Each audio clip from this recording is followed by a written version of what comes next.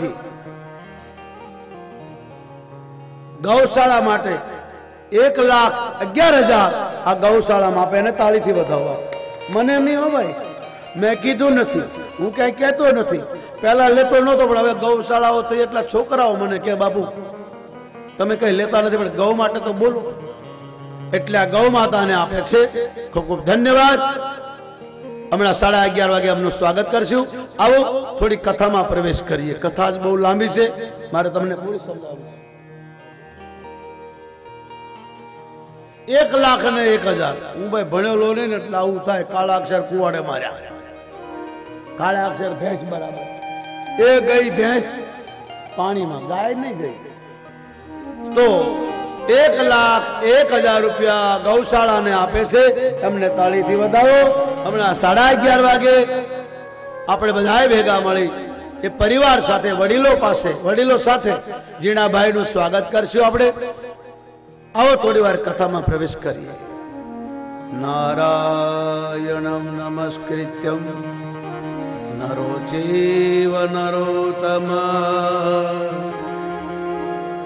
દેવી સરસ્વતી વ્યાસો જયતે જય મુદ્રિત સચ્ચિદાનંદ રૂપાય વિશ્વયુત્પત્યાદિ હેતવે તાપત્રય વિનાશાય કૃષ્ણાય વયમ નમઃ. કૃષ્ણ વાસુદેવ હરે પરમાત્મને સમસ્ત કલેશ નાશાય ગોવિંદાય નમો નમઃ. સુખદેવજી મહારાજ બોલ્યા છે, રાજન મેં તમને કાલે ઉતાવળમાં કથા સંભળાવી. રૂક્ષ્મણી વિવાહની કથા હતી. સુખદેવજી કહે છે બધા વ્રજવાસીઓને સમજાવી ભગવાન મથુરામાં આવ્યા. ચારણ મુષ્ટિકાદી કચ્છના પહેલવાનોનો ઉદ્ધાર કર્યો, મહાવત હાથીનો ઉદ્ધાર કર્યો, કંસનો ઉદ્ધાર કર્યો, માતા પિતાને કાળાગ્રહમાંથી મુક્ત કર્યા. ઉગ્રસેનને કંસે પોતાના બાપ ઉગ્રસેનને જેલમાં પૂર્યા, તેને બહાર કાઢ્યા. નવડાવી ધોડાવી સુંદર વસ્ત્ર પહેરીને રાજસિંહાસન બેહારીને અને રાજ્ય તિલક કર્યા. આખી મથુરાએ કીધું પ્રભુ તમે રાજા બનો. ભગવાને કે હું રાજા બનવા નથી આવ્યો, હું સમાજની સેવા કરવા આવ્યો છું. ભગવાન રાજા ન બન્યા, ઉગ્રસેનને બનાવ્યા. ભગવાન ઉજ્જૈનમાં ભણવા ગયા. 12 વર્ષ સુધી ભણ્યા. બધી વિદ્યાઓનું અધ્યયન કરી સુદામા સાથે મિત્રકથા કરી પાછા મથુરા આવ્યા. કંસનો સસરો જરાસંઘ, કંસની 2 પત્ની હતી અસ્તિ અને પ્રસ્તિ, બંને જરાસંઘ પાસે ગઈ. જરાસંઘને કીધું પિતાજી તમારા જમાઈને કૃષ્ણે માર્યો. જરાસંઘે ચડાઈ કરી 17 વખત મથુરા પર. 17 વખત ભગવાન એને હરાયો. વારે વારે બલરામ પકડીને મારવા જાય. ભગવાન કે આને છોડી દે. બલરામ કે વારે વારે તો છોડી દેવાનું કે આ વારે વારે ચડાઈ કરે. ભગવાને કીધું આપણે શું કામ આવ્યા છીએ? બલરામજી કીધું પાપીઓને મારવા. તો બસ આપણે ઘેરે ઘેરે ક્યાં ગોતવા જશું? આ જીવ છે તો બીજાને લાવશે. કારણ કે ખોટાને ખોટા સાથ આપે, પાપીને પાપી સાથ આપે. અને આ પાપી છે, બીજા પાપીઓને પકડી લાવશે. મૂકી દો. 18મી વખત કાલ યવનને મોકલ્યો. કાલ યવને બ્રહ્માનું વરદાન હતું તને કૃષ્ણ નહીં મારી શકે, પણ તોય સુતેલા માણસને જગાડીશ તો મરી જઈશ, બળી જઈશ. ભગવાન જાણતા હતા. બલરામને કીધું યાદવોને લઈ સૌરાષ્ટ્રમાં સમુદ્ર નીચે વિશ્વકર્મા એક સોનાનું નગર બનાવ્યું, એમાં નિવાસ કરો. ભગવાન બલરામ યાદવોને લઈ આપણા કાઠિયાવાડમાં દરિયા નીચે સોનાની નગરીમાં વિહાર કર્યો. સવાર થતા કોઈને દરવાજો મળ્યો નહીં. દરવાજો ગોતવા લાગ્યા. નામ પડી ગયું બોલીએ દ્વારકાધીશ ભગવાન કી જય. આ બાજુ ભગવાન કાલિયવનને લઈને જુનાગઢ આવ્યા. આજની દામોગુડની બાજુમાં મુસ્કુંદ ગુફા, અયોધ્યાનો રાજા, ગાયો માટે બહુ લડવા રાજા. દેવતાઓ રાજી થયા. માગો. રાજાએ કીધું ગાયો માટે રાત દિવસ જાગ્યો, મને ઉજાગરો છે, હવે કોઈ એવી જગ્યા બતાવો કે હું હુઈ જાઉં, મને કોઈ જગાડે. દેવતાએ કીધું એવી જગ્યા તો કાઠિયાવાડ છે, તમને કોઈ જગાડશે નહીં, જગાડશે બળીને ભસ્મ થશે. અને અયોધ્યાનો રાજા આપણા જુનાગઢમાં એ દામોકુંડની બાજુમાં એક ગુફા છે જેનું નામ છે મુચકુંદ ગુફા. આજ બી ગુફા છે, ત્યાં મુસ્કુદ આરામ કરે. ભગવાન જાણતા હતા કે આનું મોત મારા હાથે નથી, એટલે ભગવાન દોડ્યા. રાક્ષસ બોલ્યો, રણ છોડીને ભાગે છે ક્ષત્રિય થઈને. હે રણછોડ, હે રણછોડ, ઉભો રે. ભગવાનનું નામ પડ્યું, બોલીએ રણછોડ ભગવાન કી જય. ભગવાન ગુફામાં પ્રવેશ કરે. રાજા સૂતો છે, ભગવાને પોતાનું વસ્ત્ર ઉઠાડી દીધું. ભગવાન હંતાઈ ગયા. રાજા કાલિયાવનને થયું કે ભગવાન હોતા છે, લાત મારી. હે કાળિયા ઠાકોર, મારા ડરનો માર્યો, હંતાઈ ગયો, ઉઠ ઉભો થા. અને રાજા જાગ્યો.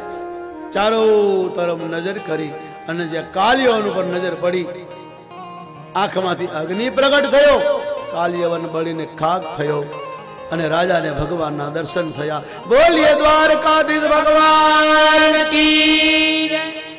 ભાઈ, ભગવાનને જય બોલાવવાની કઈ જરૂર નથી, પણ તમે ભગવાનની જય બોલો ને તો તમારી જય થાય. માણસની જય ક્યારે થાય? જ્યારે પાપડી ખે થાય. તો માં, ધર્મ, ગુરુ, ભગવાન, ગૌ, ગંગા ને ધરતી, આપણા હિન્દુઓમાં જય બોલાય છે, બીજા ધર્મની મને ખબર નથી, માટે જોરથી બોલો. જે મુરલીધર તમારા કુળમાં 11 વર્ષ ને 52 દિવસ ગામડામાં રહીને તમારી બેન દીકરીઓને સાથે રહી અને ગાયો ચારી, જેનું નામ પડ્યું ગોપાલ, એ ભગવાન હવે તમારા સૌરાષ્ટ્રમાં આવ્યો અને એનું નામ પડ્યું બોલીએ દ્વારકાધીશ ભગવાન કી જય. કાલિયાવનનો ઉદ્ધાર થયો. રાજાએ પ્રભુના દર્શન કર્યા. ભગવાને કીધું માગો. રાજાએ કીધું જીવન બગડી ગયું, લોકોની જિંદગી અડધું ખાવામાં, અડધું હુવામાં, અડધું બકવાસ કરવામાં, અડધું કમાવા અને એક જીવવામાં જાય, ત્યાં મોત આવીને ઊભું રહે છે. માટે દયા કરો, મારે કાંઈ જોતું નથી.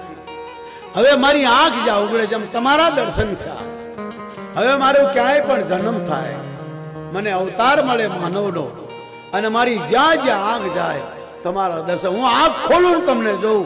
મુસ્કુંદ બોલ્યો, આંખ મારી ઉગડી સીતારામ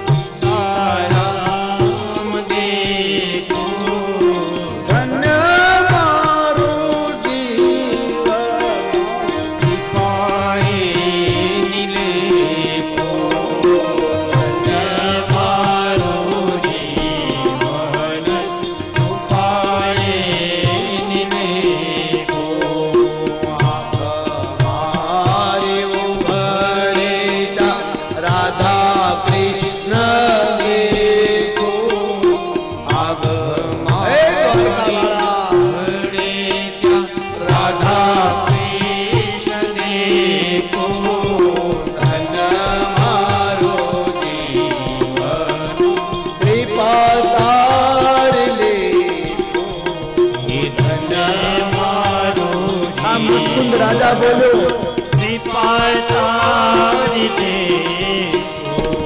રામાયણ ને ગીતા મારી અંતરની આંખો, રામાયણ ને ગીતા મારી અંતરની આંખો, પ્રભુએ દીધી ઉડવાની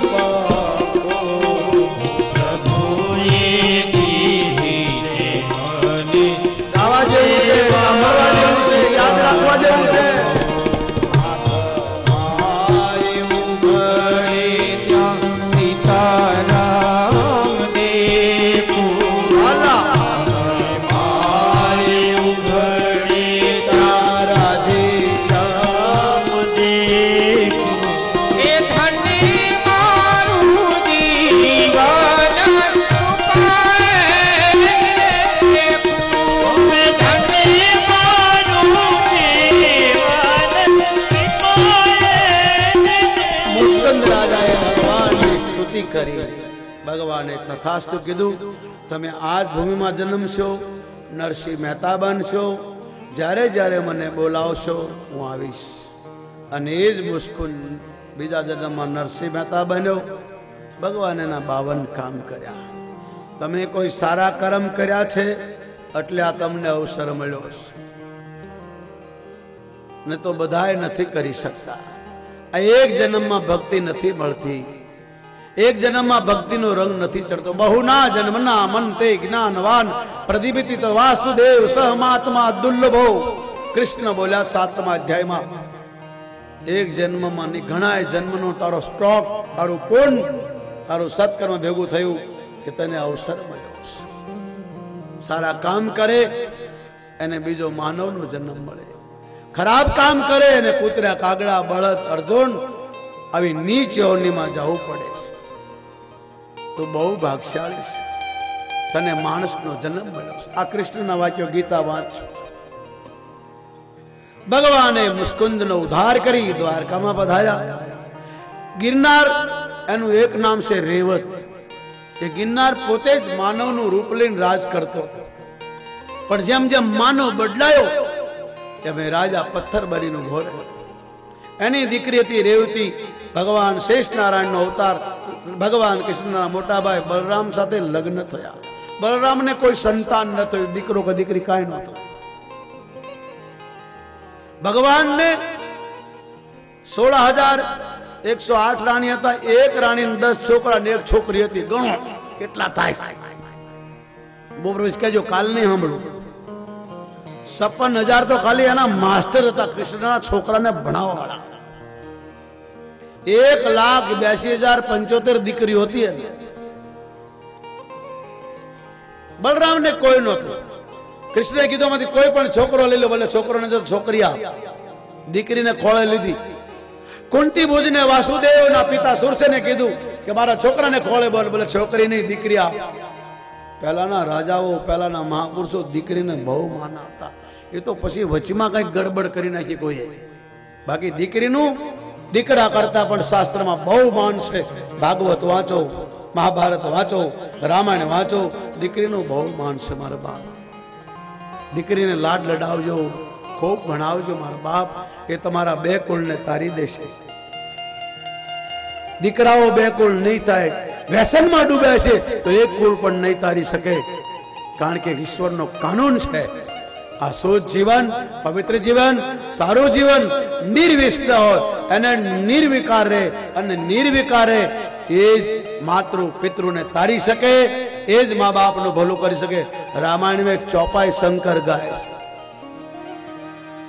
સેવક સુખ ઓર માન ભિખારી. એ સાંભળજો, આ વ્યસનની ચોપાઈ શંકર બોલ્યા, માન ભિખારી ઓ વ્યસની ધની શુભ. આમાં બધું લખ્યું છે ભાઈ, અને પૂછો વ્યસની ધની શુભ ગતિ વ્યભિચાર. સેવક સુખ ચાહે માની ભિખારી. બનાવી નથી ગાતો, લખ્યું તો કહીશું. ચાહે માન ભિખારી વ્યસની ધની શુભ ગતિ વ્યભિચાર.